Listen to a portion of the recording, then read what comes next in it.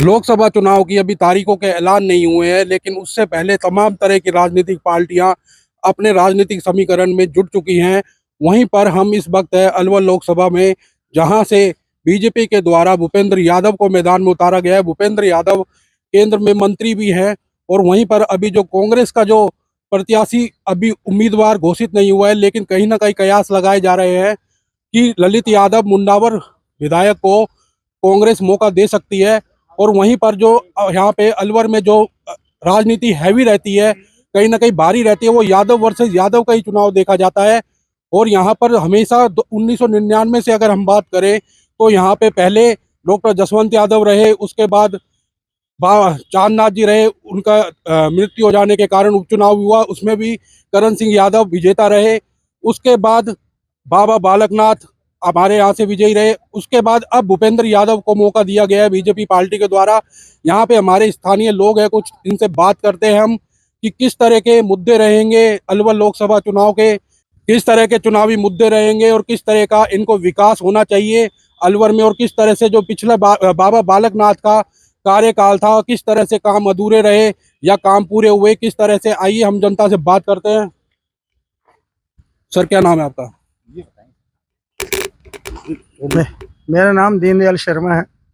ये अलवर का दुर्भाग्य है कि आज से मैं 5 इलेक्शन देख चुका, कोई भी अलवर का प्रतिनिधि नहीं आता है, सब बाहर से लाए जाते हैं।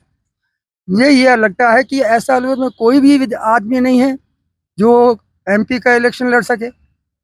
बड़ी विडंबना है कि इतनी बड़ी बड़ी पार्टियां, बीजेपी जो बहुत बड़ी पार्टी है, बहुत उसका वो है, मगर वो भी बाहर के कैंडिडेट को यहाँ पर लाती है। बालकनाथ जी को लाई, चांदनाथ जी को लाई, ये इन्होंने कोई काम नहीं किया यहाँ पर अलवर के लिए। किसी भी एमपी ने आज तक, मेरी उम्र कम से कम 80 की हो गई, मगर अलवर के लिए किसी ने कोई काम नहीं किया। तो ये कहाँ की है? आप बाहर के पैराशूट उम्मीदवार लाते हैं, वो इलेक्शन के टाइम तो आते हैं, सबसे रिक्वेस्ट करते हैं, सबसे मिलते हैं, उसके बाद उनको नदार रहते हैं। अलवर के लिए वो कोई नहीं सोचता। नहीं, कांग्रेस ने भी भंवर जितेंद्र सिंह को इलेक्शन लड़ाया। लोकल अपने यहाँ से नेता हैं, वो काफी बड़े कद के नेता है, लेकिन वो भी पराजित रहे। वो भी मैं बताता हूँ। भंवर सिंह जी, जितेंद्र भंवर सिंह जी रहे, उन्होंने काम किया इसमें। जैसे बीएससी के ही उन्होंने सेंटर खोले, जबकि यहाँ पर बहुत ज़्यादा शैतानी होती थी, बहुत ज़्यादा दुर्व्यवहार होता था। उन्होंने 4-5 सेंटर यहाँ पर जितने भी हैं और ब्रिज बनवाए, उनके साथ तत्वाधान में ये बने हैं।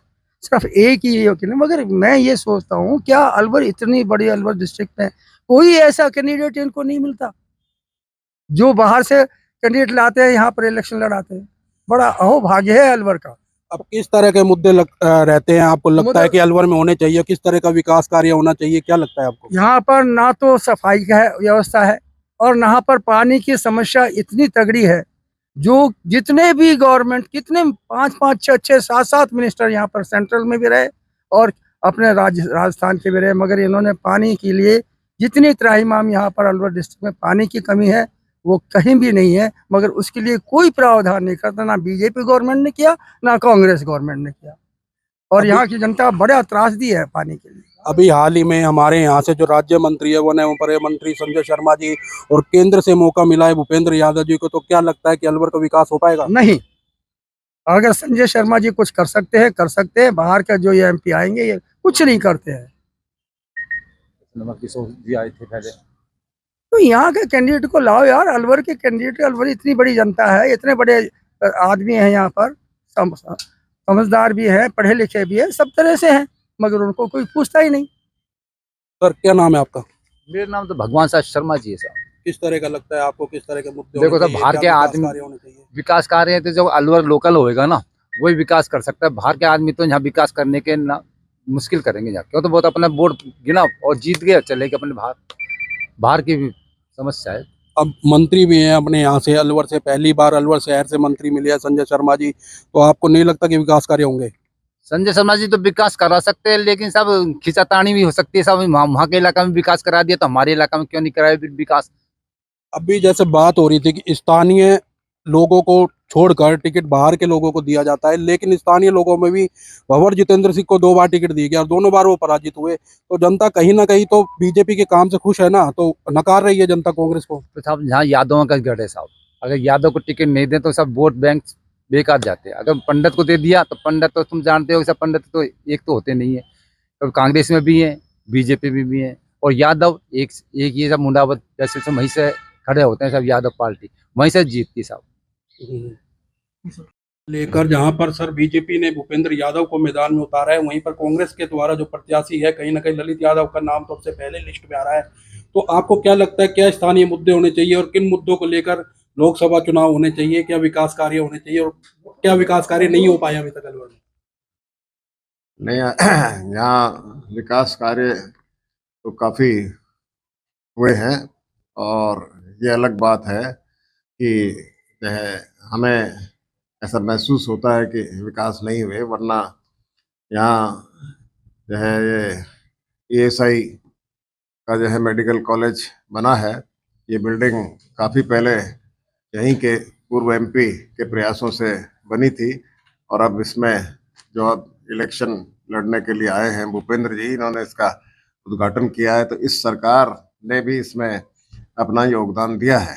बाकी इसमें थोड़ा सा आवश्यकता ये थी कि उस समय कुछ पुल बने थे यहाँ पर, लेकिन अभी पिछले 5-7 साल में पुल जो है अलवर में नहीं बने हैं। काफ़ी पुलों की आवश्यकता है, और ये अच्छी बात है कि वर्तमान में राजस्थान सरकार जो नई बनी है उसने अलवर के विधायक को मंत्री पद जो है प्रदान किया है। तो पहली बार अलवर के विधायक मंत्री बने हैं, और ये भी एक अच्छी बात है कि अलवर ग्रामीण से ही जीते हुए व्यक्ति नेता प्रतिपक्ष बने हैं। तो ये दोनों ही यंग हैं, और जो है लोकसभा का चुनाव लड़ने के लिए जो उम्मीदवार आ रहे हैं वो बीजेपी के भी और कांग्रेस के भी जो है यंग युवा हैं। तो उम्मीद की जानी चाहिए कि आने वाले समय में ये युवा अलवर को प्रगति के पथ पर ले जाएंगे।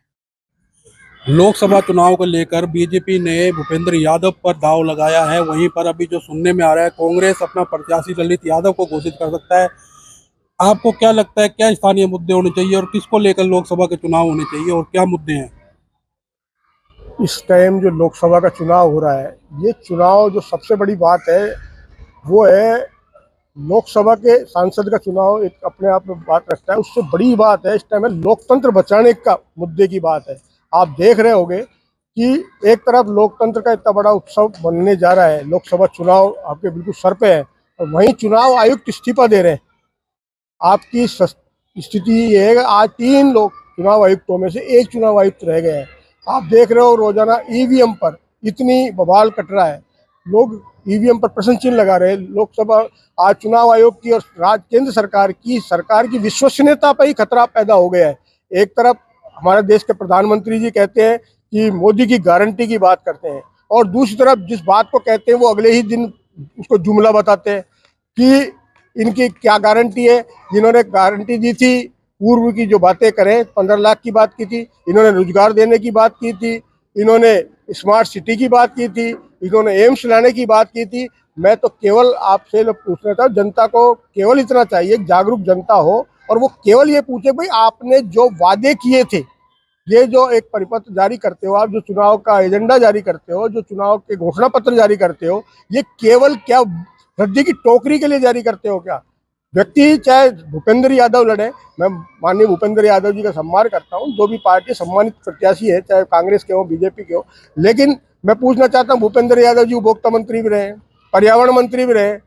2011 से अलवर के उपभोक्ताओं को राशन दिया जा रहा है, आज 2024 आ गए, तो जनसंख्या का आज तक इन्होंने नहीं कर पा रहे। 24 की जनसंख्या के आधार पर इनको देना चाहिए राशन आवंटन, वो नहीं हो रहा।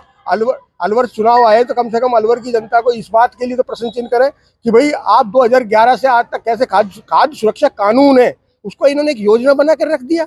मर्जी है जब पोर्टल बंद कर देते हैं, आए लोग आज रोज चक्कर काट रहे हैं कि हमारे खाद्य सुरक्षा में नाम जो गरीब लोग हैं उनके अन्न पर इन्होंने डाका डाल रखा है। ये कह रहे हैं 80 करोड़ लोगों को अन्न दे दिया। आप जब ये खुद मान रहे हो कि 80 करोड़ लोग इनके अन्न पर, तो आप गरीबी बढ़ रही है घट रही है इनके कार्यकाल में? अच्छा, एक मुद्दा और अलवर में जो चल रहा है, जो यादव समाज के द्वारा कि यादव समाज को टिकट दी जाती है, यादव वर्सेस यादव का ही चुनाव रहता है और स्थानीय लोगों को मौका नहीं दिया जाता। वहीं पर 2 बार भंवर जितेंद्र सिंह जो यहाँ के स्थानीय बहुत बड़े नेता भी हैं और वो दोनों बार हारे हैं, तो इसके बारे में क्या कहना चाहेंगे? मैं इस बात, यही तो दुर्भाग्य है कि चुनाव हो रहा है लोकसभा का, आप उसको ये ध्यान भटकाने के लिए कभी यादववाद पर, कभी धर्मवाद पर, कभी जातिवाद पर, कभी नेतृत्व के नाम पर आप मुद्दों पे चुनाव लड़े ना। आपने 10 साल में, अगर आप केंद्र में 10 मंत्री हैं, आप मुद्दों पर आकर चुनाव लड़े कि भाई आपने 10 साल में हमारी सरकार ने ये काम किए। आप ये इनके एक काम, 10 साल का एक काम अगर ये बता दे, हम आदमी पूछना चाह रहा है, लेकिन इन्होंने क्या पूछने की तो व्यवस्था ही खत्म कर दी। आप बताइए 10 साल में इनके देश के प्रधानमंत्री ने एक बार भी, आप मीडिया के लोग हैं, आप मीडिया के लोग भी गलत तरफ जा रहे हैं, आप स्थानीय मुद्दे की बात, आप जातिवाद की बात कर रहे हैं, आप दिन भर उनसे मिलते हैं, आए चुनाव लड़ने, आपने पूछा कि आपने अलवर के लिए, आप अलवर चुनाव लड़ने आए हो, अलवर चुनाव किस लिए लड़ने आए हो? आपका कोई मोटिव है चुनाव लड़ने? आप अलवर से चुनाव क्यों लड़ना चाहते हो? आप कहते हो सबका साथ सबका विकास, आपका सबका साथ और जातिवाद में विश्वास नहीं रखते, तो आप दिल्ली से चुनाव लड़े, आप हरियाणा से चुनाव और किसी ऐसी जगह लड़े जहाँ यादव नहीं हो। तो यादव जातिवाद और धर्मवाद तो ये फैला रहे हैं। और आप भंवर साहब की बात करें, भंवर साहब तो वास्तव में नेता है। पूरे हिंदुस्तान में शायद ऐसा कांग्रेस की एक संस्कृति है जिसमें सबसे कम वोट राजपूतों के होने के बावजूद भी भंवर जितेंद्र सिंह को अलवर की जनता ने चुन के भेजा है, जातिवाद से ऊपर उठ के चुन के भेजा है। ये यहाँ के जो स्थानीय लोगों का है दावा है कि कहीं ना कहीं से बीजेपी हर बार बाहर के कैंडिडेटों को ला के यहाँ पर चुनाव लड़वाती है और विकास कार्य कहीं ना कहीं रुक जाते हैं, जैसे बालकनाथ और चांदनाथ जी के कार्यकाल के दौरान देखने को मिला। और वहीं पर अभी देखना बाकी है कि कांग्रेस किसकी ओर दाव लगाता है। लेकिन अभी जो कांग्रेस की तरफ से जो प्रत्याशी का नाम निकल के आ रहा है, वो भी यादव कैंडिडेट का ही निकल के आ रहा है। ललित यादव हो सकते हैं, जिनके साथ यूथ ब्रिगेड है। 35,000 वोटों से तकरीबन वो विधानसभा चुनाव जीते थे। अब देखने का विषय रहेगा कि कांग्रेस पार्टी अपना कौन कैंडिडेट खड़ा करती है। मैं अजय शर्मा, अलवर से, नेटवर्क 10।